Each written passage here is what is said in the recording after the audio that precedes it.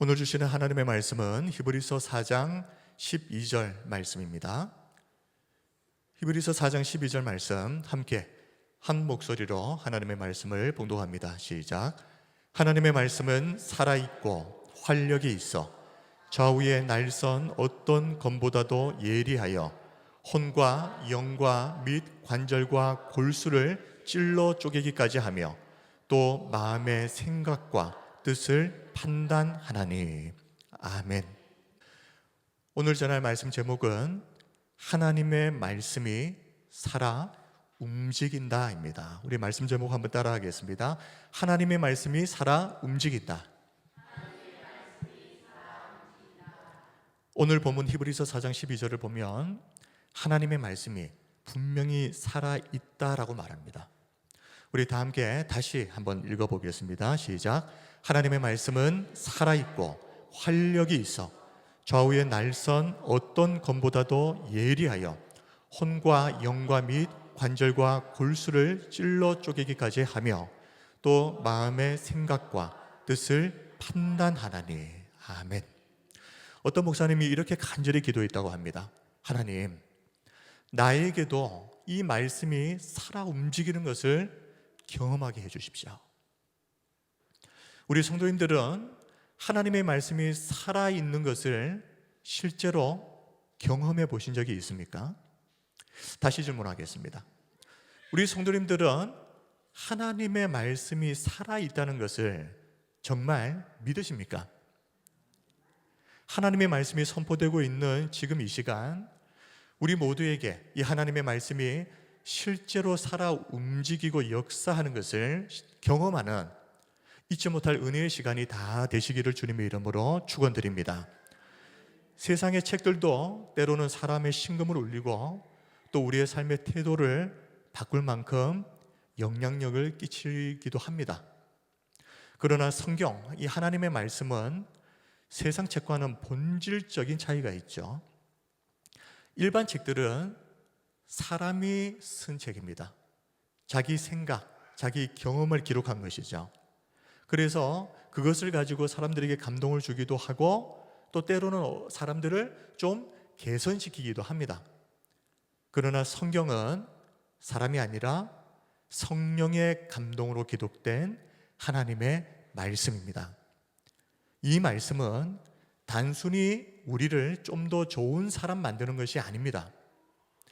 하나님의 말씀은 우리의 인생 전체를 본질적으로 바꾸어 버리는 권능이 있다는 것을 믿으셔야 됩니다. 성경을 통해서 어떤 일이 일어납니까? 땅에 속했던 사람이 하늘에 속한 사람으로 변화되는 내부적인 재창조에 준하는 본질적인 변화가 일어납니다. 언제 말입니까? 하나님의 말씀을 통해서. 자, 좀 더 구체적으로 이 하나님의 말씀은 인간의 이 겉으로 보이는 표면만이 아니라 가장 깊은 내면까지 침투해서 들어갑니다. 그래서 우리의 모든 행동을 결정짓는 이 내면에 있는 것들을 치료하고 변화시키는 역사를 일으키는 것이 하나님의 말씀입니다. 자, 다시 오늘 말씀을 보십시오. 하나님의 말씀은 살아있고 활력이 있어 좌우의 날선 어떤 것보다도 예리하여 혼과 영과 및 관절과 골수를 찔러 쪼개기까지 하며 또 마음의 생각과 뜻을 판단한다 그랬습니다. 혼과 영과 관절과 골수. 자, 혼, 영은 인간의 이 정신적인 또 영적인 가장 깊은 영역입니다. 그리고 관절과 골수는 이 육체를 움직이는 이 생명을 유지하는 가장 근본이 되는 육신의 영역입니다. 자, 그런데 하나님의 말씀이 얼마나 날카롭고 예리한지를 보십시오. 이 말씀이 우리의 표면에 머물러 있는 것이 아니라 이 말씀이 우리의 가장 깊은 곳까지 침투해 들어가는 겁니다. 그리고 들어가서 우리 속에 있는 모든 잘못된 것들, 병든 것들을 치유하고 정화시킵니다. 세상의 책 몇 권 읽어가지고는 절대 일어날 수 없는 일이 인간 존재의 근본적인 변화와 치유가 바로 이 성경 말씀을 통해 이루어지는 것입니다. 그런데 우리가 오늘 말씀에서 특히 주목해서 보아야 할 부분이 있습니다. 이 부분이 정말 중요합니다. 자, 히브리서 저자는 하나님의 말씀이 어떻다고 그랬습니까? 살아있다라고 했죠. 그런데 살아있다라고만 말하지 않습니다. 이어서 활력이 있다라고 했습니다. 하나님의 말씀은 살아있기만 한 것이 아니라 활력이 있다. 자, 살아있는 것은 말 그대로 생명이 있는 상태다 하는 것입니다. 자, 그런데 활력이 있다는 것은 무슨 말이겠습니까? 살아있는 것이 끝이 아닙니다. 살아서 활동하는 힘, 활력. 단순히 살아있는 상태만이 아니라 그 살아있는 생명이 실제로 움직이고 활동한다 하는 것을 강조하는 것이 바로 이 활력입니다. 그래서 헬라어 원어를 보면 에르게네스라고 되어 있습니다. 이 에르게네스는 이 내부에 엄청난 에너지를 품고 있는 겁니다. 근데 그 에너지, 이 힘이 너무나도 엄청나서 이게 안에만 머물러 있을 수가 없는 겁니다. 그래서 밖으로 막 드러납니다. 움직이는 겁니다. 우리 성도 여러분, 살아 있어도 움직이지 않을 수 있습니다. 자, 예를 들어서 뇌사 상태에 빠진 사람을 한번 생각해 보십시오. 살아 있습니다. 그런데 활력이 없는 겁니다. 움직이지를 못합니다. 그래서 아무것도 할 수 없죠. 그런데 하나님의 말씀은 그런 것이 아니라는 겁니다. 하나님의 말씀은 그냥 단순히 살아있기만 한 것이 아닙니다. 활력이 있습니다. 그래서 하나님의 말씀은 단순히 살아있는 상태에만 머물 수가 없습니다. 활력이 있는 하나님의 말씀이기 때문에 반드시 어떻게 됩니까? 움직이고 역사하는 겁니다. 이것이 하나님의 말씀인 것을 믿으시기 바랍니다. 자, 그렇다면 우리는 언제 이 하나님의 말씀이 정말 실제로 살아 움직이는구나 하는 것을 언제 우리가 실제로 느끼고 경험하게 될까요? 우리 성도님들은 언제 말씀이 살아 움직이는 것을 경험하셨습니까? 언제입니까? 말씀에 순종할 때입니다. 여호수아 3장을 보면 하나님께서 이스라엘 백성들에게 요단강을 건너서 이제 가나안 땅으로 들어가라라고 명령하십니다. 자, 그런데 이스라엘 백성들이 건너야 할 그 요단강, 당시 요단강은 몸에 거두는 시기였기 때문에 이 물이 강둑에 흘러 넘치던 때였습니다. 평소에는 이 요단강이 작은 시내처럼 쉽게 건너갈 수 있는 시내 정도에 불과합니다. 그런데 이때가 되면 북쪽에 있는 헐몬산에 이 눈이 녹아내려서 그 물이 막 쏟아져 내려옵니다.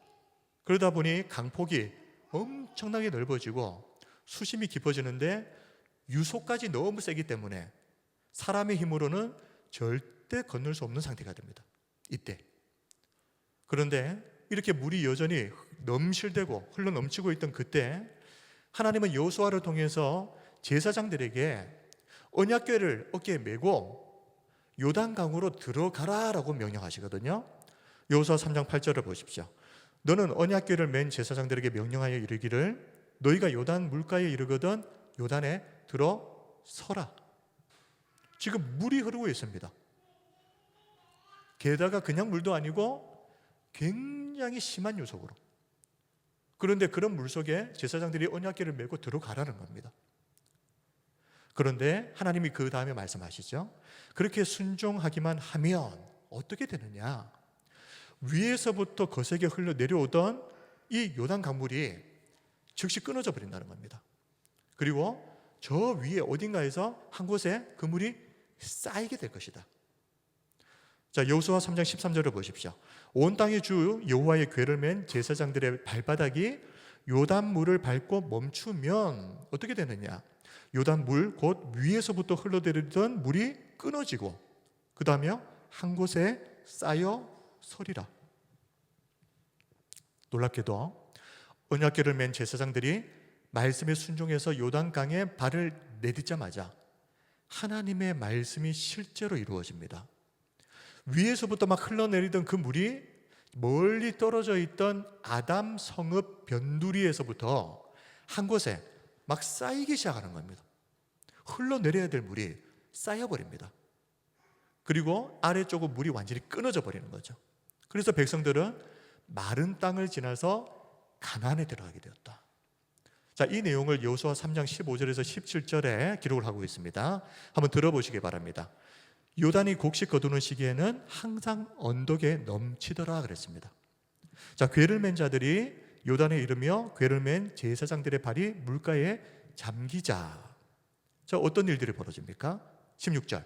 곧 위에서부터 흘러내리던 물이 그쳐서 사르단에 매우 가까운 매우 멀리 있는 아담 성읍 변두리에 일어나 한 곳에 쌓이고, 아라바의 바다 여매로 향하여 흘러가는 물은 온전히 끊어지매 백성이 여리고 앞으로 바로 건널세 여호와의 언약궤를 맨 제사장들은 요단 가운데 마른 땅에 굳게 섰고, 그 모든 백성이 요단을 건너기를 마칠 때까지 모든 이스라엘은 그 마른 땅으로 건너갔더라. 앞에 제사장들이 하나님의 말씀에 순종해서 언약궤를 메고 요단강에 들어가기만 하면 이렇게 될 것이다 라고 말씀하셨던 것이 그대로 다 이루어져 버린 겁니다. 자, 이스라엘 백성들에게 살아있는 하나님의 말씀이 주어졌죠.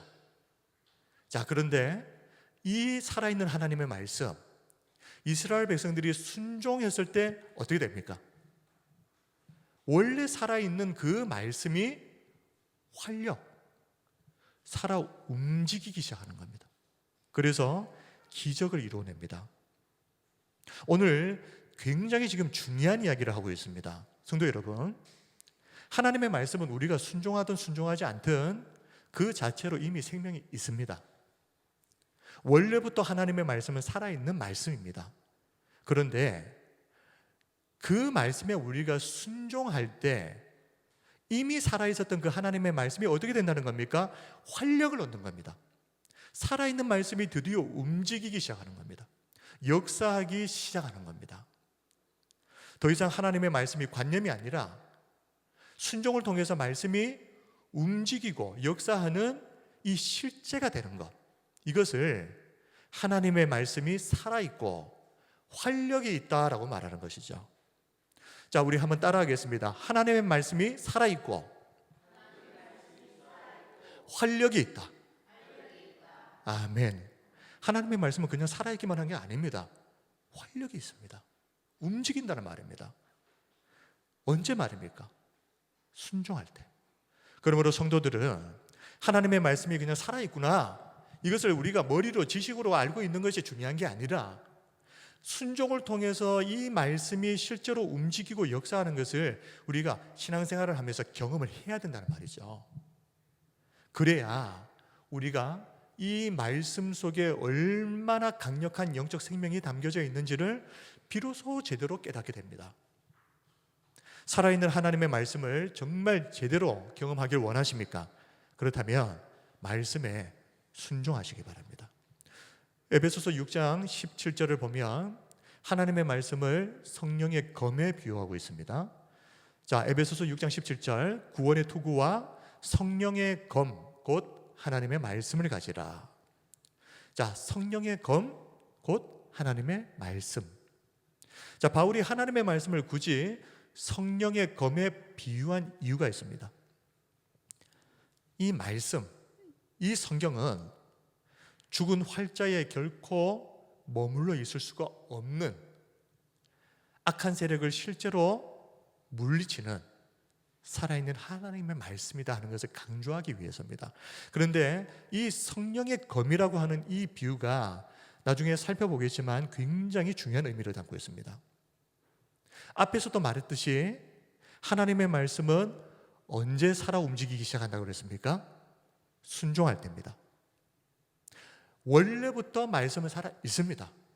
근데 그 말씀이 살아서 움직이기 시작하는 때는, 활력이 나타나기 시작하는 때는 순종할 때입니다. 마치 기기의 작동 버튼을 누를 때 기기가 갑자기 움직이기 시작하는 것처럼 성도들이 순종하는 순간 즉각적으로 그 말씀이 날카로운 성령의 검이 되어서 막 움직이기 시작하는 겁니다. 그래서 사탄을 굴복시키는 능력으로 역사한다는 것이죠. 그런데 하나님의 말씀이 살아있다, 날카로운 성령의 검이다. 그런데 아무리 그렇다고 해도 날카로운 검도 칼집에 꽂아만 둔다면 아무 의미가 없는 겁니다. 이것은 마치 살아는 있지만 활력은 없어서 전혀 움직이지 못하는 뇌사 상태와 똑같은 거죠. 검을 쓰지를 않고 칼집에 계속 꽂아만 놓는다 하면 생각해 보십시오. 이게 무슨 의미가 있습니까? 그 검이 아무리 좋은 검인데 그게 무슨 의미가 있냐 말입니다. 검은 칼집에서 뽑아서 휘두를 때 이제 강력한 힘을 발휘하는 것입니다. 그러므로 이 검, 단순한 검이라는 존재 자체보다 더 중요한 것은 검의 활력이죠. 활력.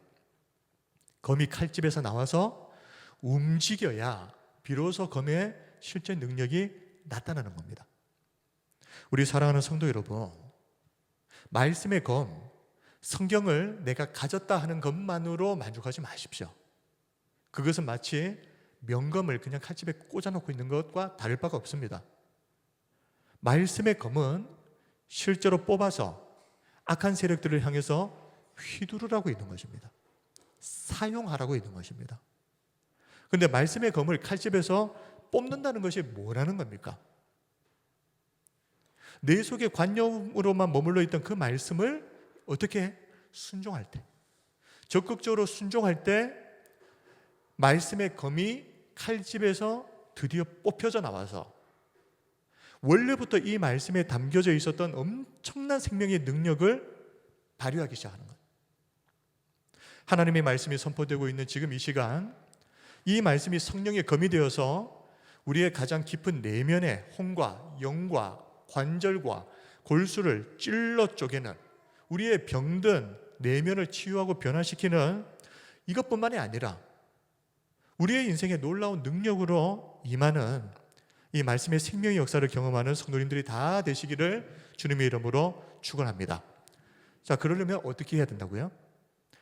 칼집에 꼽혀 있는 그 말씀의 검을 뽑으려면 어떻게 해야 된다고요? 말씀에 순종해야 합니다.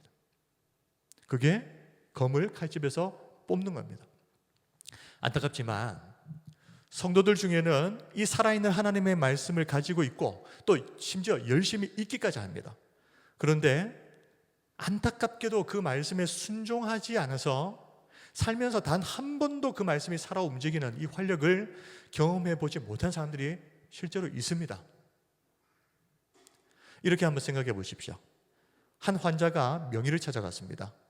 그래서 이 명의로부터 자신의 병을 정확하게 진단을 받고 정말 퍼펙트한 처방전을 받았습니다. 자, 그런데 이 환자가 이 처방전을 너무너무 소중히 여기는 겁니다. 그래서 비단 보자기에 싸가지고 항상 가슴에 품고 다니고, 그리고 매일 아침 저녁으로 그 처방전을 꺼내가지고 거기에 적힌 약 이름과 복용법을 막 사모하는 마음으로 달달달달 외우기 시작합니다. 그리고 주변 사람들에게는 막 자랑까지 합니다. 내가 만난 이 의사가 얼마나 대단한지, 그리고 이 처방전은 내 병을 완치할 완벽한 약이다 그러면서 사람들에게 막 자랑까지 합니다. 그런데 이 사람이 단 한 번도 약국에 가서 그 처방전을 가지고 실제로 약을 사서 먹지 않으면 아무 의미가 없는 것입니다. 이런 일들이 지금도 우리들 가운데 비일비재하게 일어나고 있는 일입니다. 말씀을 가지고 있습니다. 그런데 이 살아있는 말씀을 갖고 있으면서도 이 말씀이 실제로 살아 움직이는 것은 한 번도 보지를 못하는 겁니다. 자, 그럼에도 어떤 성도들은 이렇게 말하는 사람들이 있죠. 내가 성경도 열심히 읽고 묵상도 하고 심지어 내가 암송까지 했는데 아무런 일도 일어나지 않는다. 정말 하나님의 말씀이 살아있는 것이 맞느냐? 이렇게 의문을 제기하는 경우가 있습니다. 기억하십시오. 하나님의 말씀은 우리가 그 말씀을 소유하고 있을 때가 아니라 전적으로 순종할 때 이 말씀이 활력을 얻어서 살아 움직이고 역사하게 됩니다. 그런데 중요한 것이 있죠. 그냥 어설프게 순종해서 안 됩니다. 제대로 전적 순종을 할 때, 자, 마지막으로 살펴볼 것이 이것입니다. 자, 열왕기하 5장을 보면 아람 나라의 군대 장관이었던 나만 장군이 나병에 걸립니다. 이렇게도 해보고 저렇게도 해봤는데 병이 나을 기미가 보이지 않습니다. 그래서 결국 수소문해서 엘리사 선지자를 찾아오게 되죠. 그런데 그때 엘리사 선지자는 나와서 얼굴도 비추지 않고 그냥 종을 하나 보내가지고 요단강에 가서 7번 몸을 씻으라, 이 말만 전한 겁니다. 그래도 아람이라는 대국의 군대 장관이 찾아왔는데 지금 머리 끝까지 화가 났던 나아만 장군은 내 나라에 가면은 여기보다 더 깨끗한 강이 천지에 널려 있는데 내가 왜 여기까지 와서 이 더러운 물에 들어가서 씻어야 되느냐, 그러면서 화를 내면서 발길을 돌리려고 했습니다.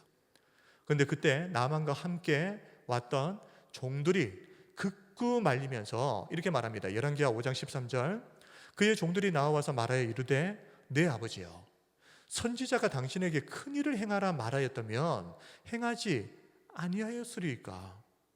하물며 당신에게 이르기를 씻어 깨끗하게 하라 함이니까. 아니, 나병이 나을 수만 있다면 엘리사 선지자가 이것보다 더 어려운 일을 하라고 해서도 해야 할 거 아닙니까? 나아만이 이 종들의 말을 듣고 보니 정말 그렇거든요. 병이 나을 수 있다는데 뭘 못하겠습니까? 그래서 마음을 돌린 나아만은 말씀에 순종해서 요단강에 들어갑니다. 자, 근데 여기서부터 중요한 것이 있습니다. 나아만이 1번, 2번, 6번까지 들어갔을 때까지만 해도 피부는 아무런 변화도 일어나지 않습니다. 말씀에 순종했잖아요. 근데 순종했으면 1번 순종했을 때보다 2번 순종했을 때 더 좋아지고 3번 순종했을 때 또 조금 더 좋아지고 뭔가 차도가 보여야 될 거 아닙니까? 그런데 6번까지 들어갔는데도 아무런 일도 일어나지 않습니다. 그런데 이 나만 장군의 엘리사의 말대로 순종해서 7번째 몸을 담궜을 때 이게 뭡니까? 온전한 순종입니다. 그냥 어느 정도 적당하게 순종하다가 끝낸 게 아니라 7번이라고 했으니까 7번 온전히 순종해서 들어간 것이죠. 그때 나만 장군의 썩어가던 피부가 어린아이의 살같이 회복되어 깨끗해졌다. 하나님의 말씀이 실제 살아 역사하는 것을 우리가 경험하려면 우리가 해야 할 것은 말씀에 대해서 온전하게 순종하는 것입니다. 나는 6번까지는 순종해서 그래 봐야 아무 소용 없습니다. 7번 물에 몸을 담그라 했으면 7번을 담궈야만, 그렇게 온전하게 순종해야만 하나님의 생명의 말씀이 활력을 얻어서 실제로 우리 인생에 움직이고 역사하는 기적을 경험하게 되는 겁니다. 성도 여러분, 적당하게 몇 번 순종하다 말고 왜 말씀이 살아 움직이지 않느냐 불평하지 마십시오. 원래 그게 당연한 겁니다. 순종하되 적당히가 아니라 완전하게 순종해야 됩니다. 7번이라고 했으면 7번인 겁니다. 한 6번 순종해 놓고 왜 아무 일도 일어나지 않느냐 원망, 불평하지 마십시오. 원래 안 되는 게 정상입니다. 그렇게 우리가 온전히 순종할 때 우리는 하나님의 말씀이 살아있는 것뿐만이 아니라 이 말씀에 활력이 있구나, 그래서 이 살아있는 말씀이 막 움직이고 역사하고 활동을 하는구나 하는 것을 보게 될 것입니다. 말씀을 정리하겠습니다. 오늘은 하나님의 말씀이 살아 움직인다는 제목으로 말씀을 전했습니다. 하나님의 말씀이 살아 움직인다. 이 자리에 있는 우리 모두에게 이 성경 말씀이 그저 죽은 할자가 아니라 실제로 살아 역사하는 활력 있는 능력의 말씀으로 경험되어지기를 바랍니다. 이 경험이 있느냐 없느냐에 따라서 경험을 해본 사람과 경험을 해보지 못한 사람의 이 신앙의 격차는 시간이 갈수록 더 엄청나게 벌어질 겁니다. A.W. 토저가 이렇게 말했습니다. 하나님의 말씀이 당신 안에서 살아 움직이지 않는다면 당신이 들은 것은 하나님의 목소리가 아니라 그저 소리일 뿐이다. 그리고 찰스 스펄전 목사님은 말씀이 살아 역사하는 것을 경험해 본 사람은 세상의 어떤 유혹이나 시련 앞에서도 흔들리지 않는다. 그 말씀이 이미 그 사람을 사로잡고 있기 때문이다. 자, 그런데 이렇게 말씀이 살아 역사하는 것이 이렇게 중요한데 이것을 우리가 실제로 경험하려면 어떻게 해야 한다고요? 말씀을 소유하고 있는 것으로 만족하지 마십시오. 나 성경 많이 읽어. 너 성경 많이 묵상했어. 성경 암송도 해.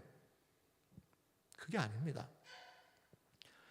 소유에 만족하지 말고 온전히 말씀에 순종하는 겁니다. 말씀이 이렇게 하라고 하면 그렇게 실제로 해보는 겁니다. 이것이 뭐라 그랬습니까? 이 말씀의 검을 칼집에서 빼내는 것입니다.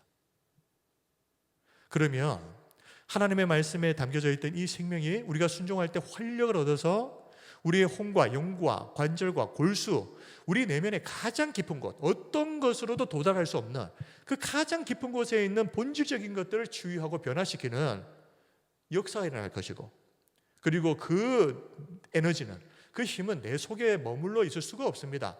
엄청나기 때문에 에너르게이아, 내 안에서 밖으로 터져 나옵니다. 그래서 내 주변에 역사가 시작되는 겁니다. 말씀이 실제로 살아 움직이는 역사를 경험하게 되는 것이죠. 자, 그러면 이런 질문을 할 수 있습니다. 성경을 읽다 보면 도저히 이해할 수 없는 말씀들이 있는데 이 말씀에도 순종해야 됩니까? 한번 따라하겠습니다. 순종하면 이해되고 순종해야 경험된다. 그렇습니다. 아무리 이해되지 않는 말씀도 순종하면 이해가 됩니다. 순종하고 나면 하나님의 말씀이 움직이고 역사하는 것을 보면서 아, 그래서 이렇게 말씀하셨구나. 그리고 순종해야 경험됩니다. 말씀에 온전히 순종합시다.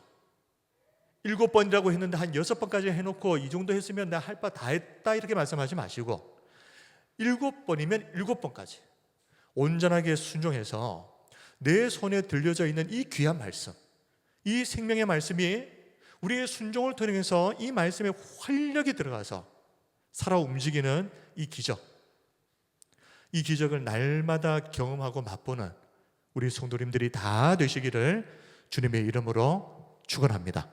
아멘. 우리 하나님께 우리 이 시간 찬양하고 기도하도록 하겠습니다.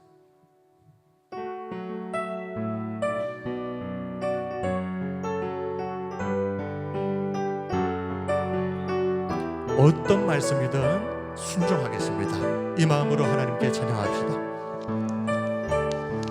말씀 앞에서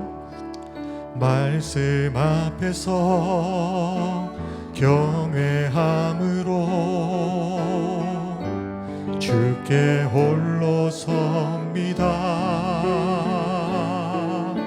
생명의 말씀 읽고 순종해 주를 예배합니다. 기록된 말씀 힘이 있어서 진리로 우리 거룩해 하며 거룩한 말씀 세세 영원히 복음이 되어 말씀하시네. 하나님 말씀에 두려워 떠는 자, 그 말씀에 생명을 거는 자, 한 사람 찾으시는 주님의 약속을 믿어 하나님 말씀에 운명을 거는 자, 순종하며 주 따라가는 자, 영원한 하나님 나라 이뤄갈 주의 교회여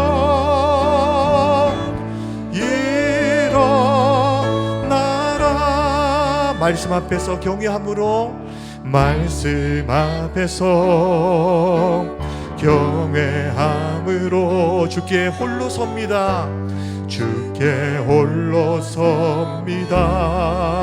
생명의 말씀, 생명의 말씀 읽고 순종해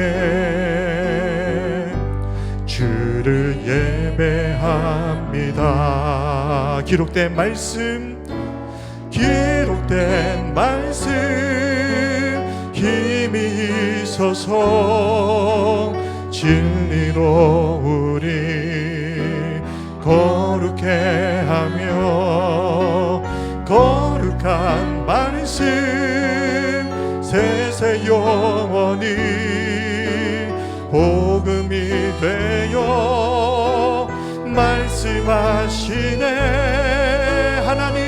하나님 말씀에 두려워 떠는 자, 그 말씀에 생명을 거는 자 한 사람 찾으시는 주님의 약속을 믿어 하나님 말씀에 운명을 거는 자, 순종하며 주 따라가는 자, 영원한 하나님 나라 이뤄갈 주의 교회여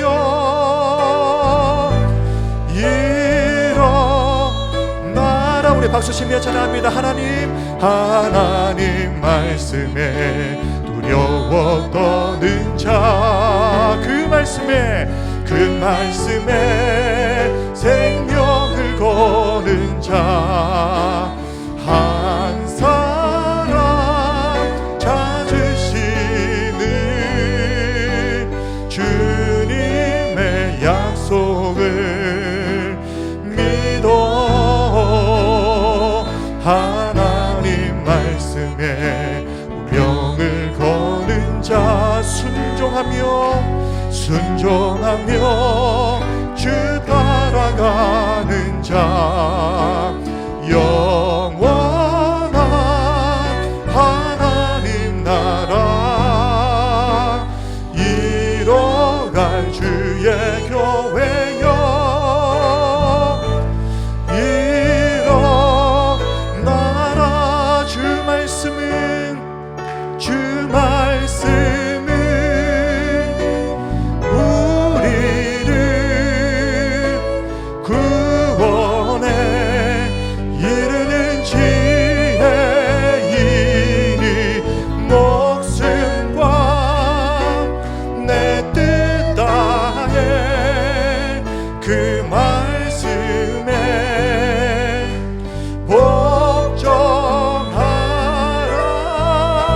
복종하라. 하나님 말씀에 두려워 떠는 자, 그 말씀에 생명을 거는 자 한 사람 찾으시는 주님의 약속을 믿어. 아멘. 하나님 말씀에 운명을 거는 자, 순종하며 주 따라가는 자, 영원한 하나님 나라 이뤄갈 주의 교회여